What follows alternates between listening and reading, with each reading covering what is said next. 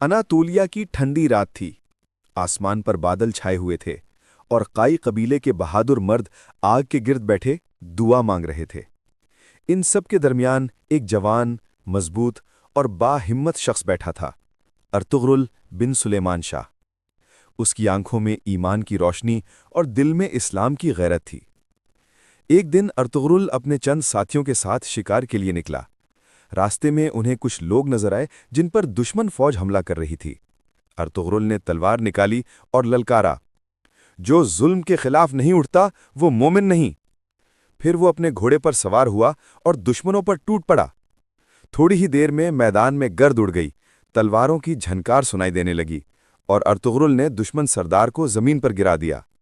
उन कैदियों में सल्जूक सल्तनत के नुमाइंदे भी थे। उन्होंने अर्तुगरुल के हौसले और इंसाफ से मुतासिर होकर सुल्तान अलाउद्दीन को उसके बारे में बताया। यूं अर्तुगरुल को अपनी बहादुरी के बदले ज़मीन और इख्तियार दिया गया, जहां उसने इंसाफ और ईमान की बुनियाद पर एक नया निज़ाम कायम किया। वक्त गुजरता गया और वही अर्तुगरुल काई कबीले को मजबूत करके एक अजीम सल्तनत की बुनियाद रख गया, उस्मानी सल्तनत। उसका बेटा उस्मान गाजी बाद में वही सल्तनत कायम करता है, जिसे दुनिया उस्मानी खिलाफत के नाम से जानती है।